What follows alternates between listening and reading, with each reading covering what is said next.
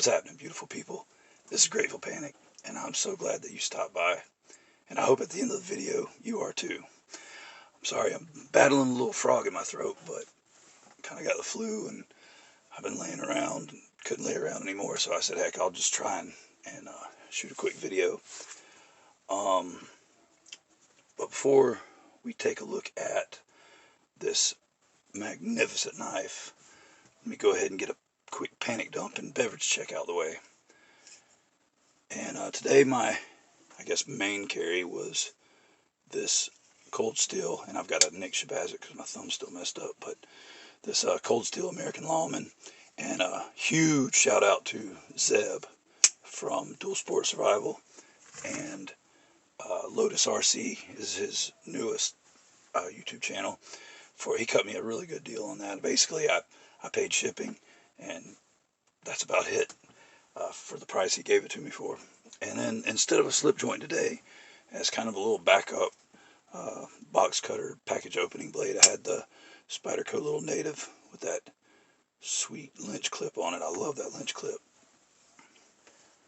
And then my flashlight was the Raylight Brass Pineapple.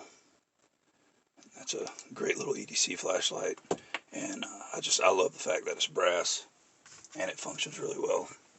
And then of course a little caddy with my Alox Pioneer and Fisher Space Pen in it.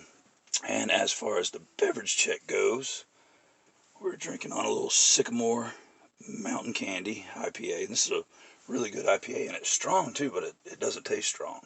I mean, it's bordering on a double IPA, but it doesn't taste strong at all. And I know our good friend JB over at Big Red EDC loves him some IPAs, so cheers, JB.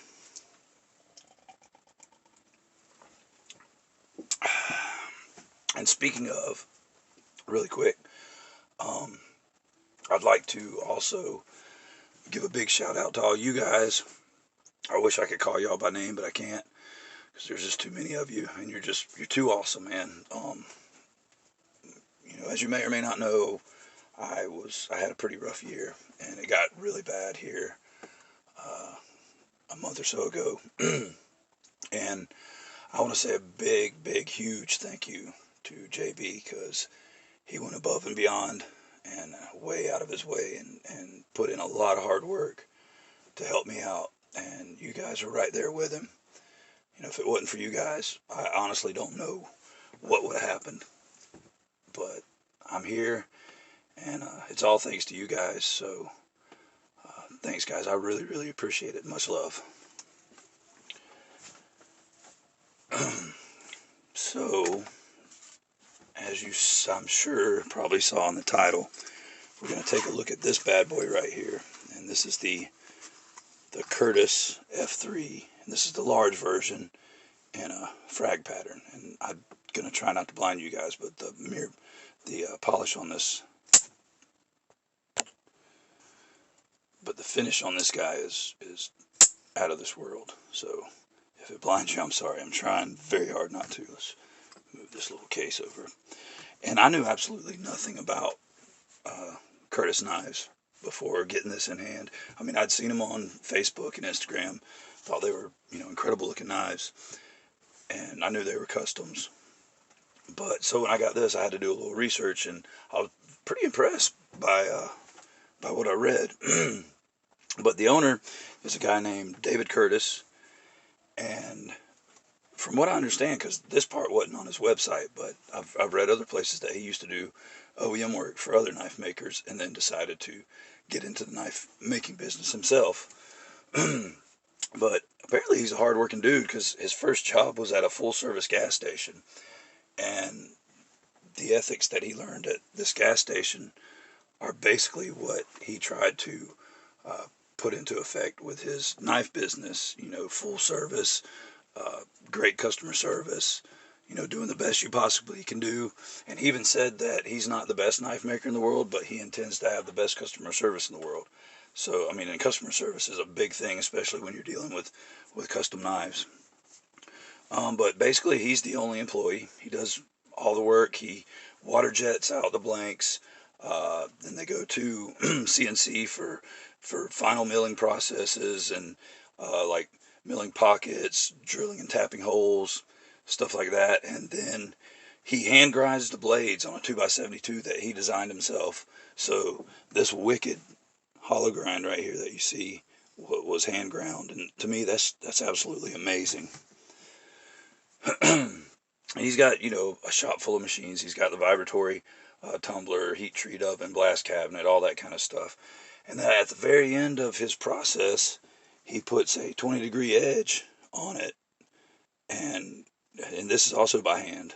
So he hand grinds the blades, hand belt sharpens the edge to a polished finish, and I think it looks absolutely amazing. Well, let's go ahead and get some specs out of the way real quick before we get down to the meat and taters.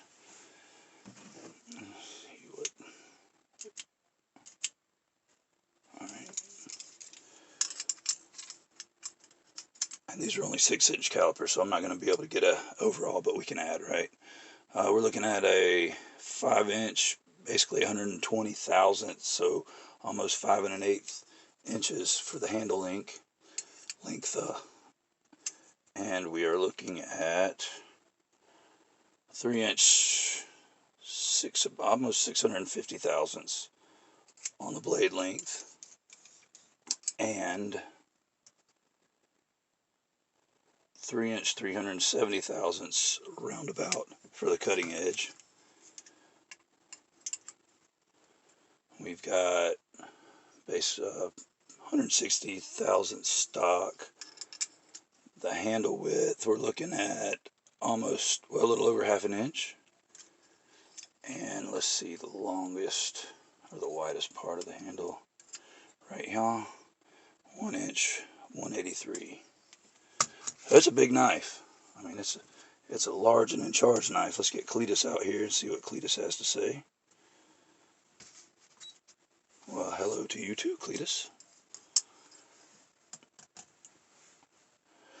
And we're looking at 5.92 ounces. Let's make sure that was zeroed out. Yep, 5.92 ounces. And that's not the right mode. There we go. 167.9 grams. So yeah, this guy's definitely got some heft to him. But the first thing I noticed, I usually, especially if it's a flipper knife, I'll check the detent first so I know, you know, how I'm going to have to flip it. So I check, and this guy has a really, really soft detent. I mean, it's like, and that wasn't like a super hard shake. So I was like, man, this thing ain't going to flip worth a crap, but I'll try it. Dude, I was trying to fail it there, and it didn't fail. And here's just a regular flip. I mean, I'm not doing it hard at all. This thing just, it flips like a dream, even with that soft detent. I think that's part of the design. I think the soft detent was intentional, because I believe if it had a firmer detent, you wouldn't be able to flip the son of a gun. You couldn't break the detent. But yeah, that was the first thing that struck me. And then the milling on this thing, I don't know. Let's try and get it a little bit closer. All right, yeah. So I mean, the milling on it is just so intricate. And I mean, any of you guys that do any kind of machine work, you know what I'm talking about here. That's some good work here. And then, you know, all the edges, they're not necessarily chamfered. These inside edges aren't chamfered, but they must be buffed or something, because they're just real smooth. You got a little bit of jimping back here on this back spacer. Come on, camera. Don't do me like that. He's being stubborn. But anyway, there's some, let's see if we can get, yeah, you can see it right there. A little bit of jimping on that back spacer. And the pocket clip, man, I dig that pocket clip. It's not deep carry, so, you know, it's going to turn some people off. But I think it's really cool looking. Yeah, oh, and I forgot to mention, silly me, this came courtesy of, well, kind of the Apex Pass-Around group, but it was Kyle J. Lanphere through the Apex Pass-Around group. He was generous enough to send this around, along with the Microtech Halo 5 that will be coming next.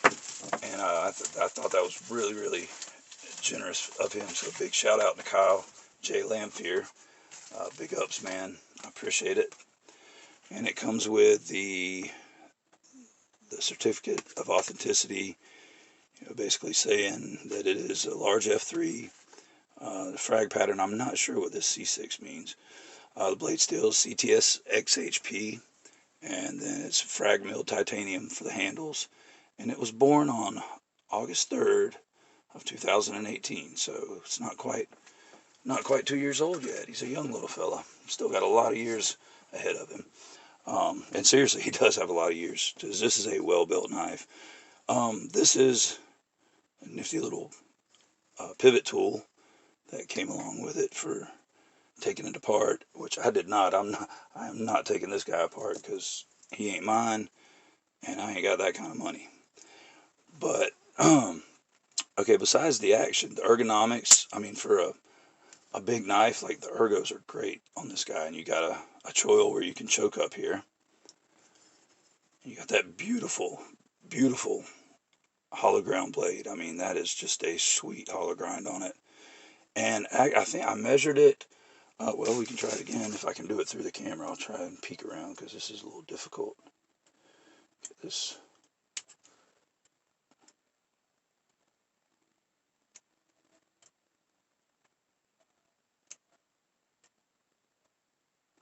Yeah, we're looking at about 24 thousandths behind the edge, which is pretty good for 160 thousandths blade stock. That's pretty crazy. But yeah, this, I mean, to me, this is a knife that you save up for, I mean, and I'm just talking about a person with my normal finances. This is a knife I would save up for and carry it maybe on special occasions, or I'd probably mostly just sit and fidget with it, because I mean, there's only one opening method, I mean, besides gravity drop, and I'm just not going to do that. But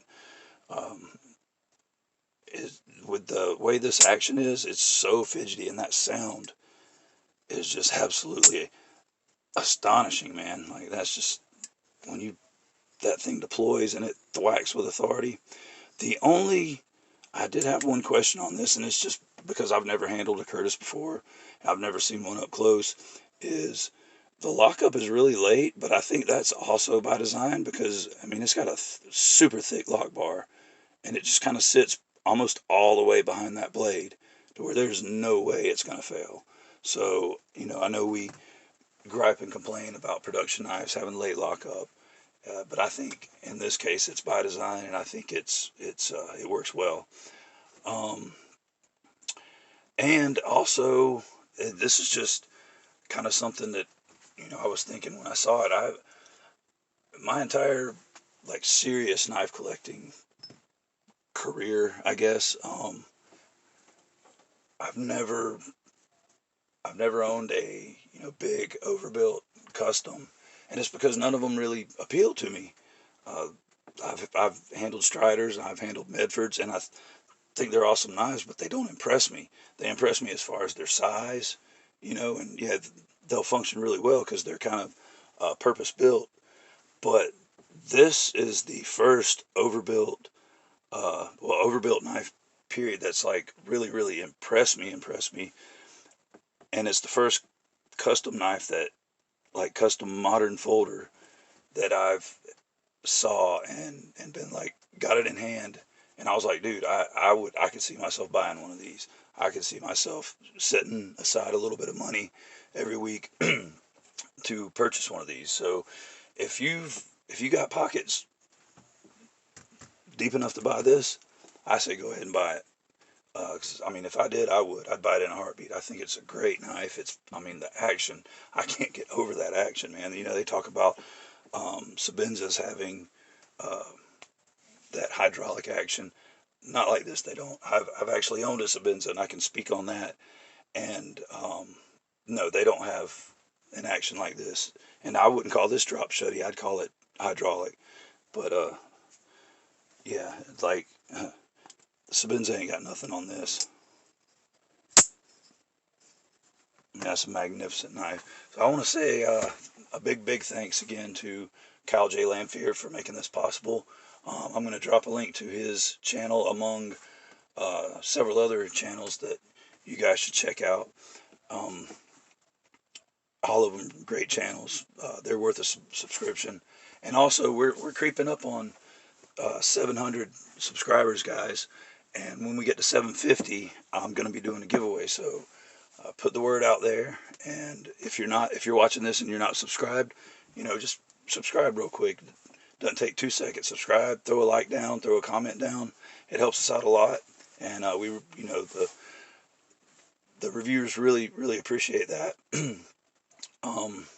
So yeah, just put the word out. Try and get us up to 750, and we'll do another giveaway. And that's it, guys. I appreciate you stopping by, and you are more than welcome back anytime. And so we'll see you next time. And until then, EDC your ass off and do something nice for somebody. Thanks, guys. Bye-bye.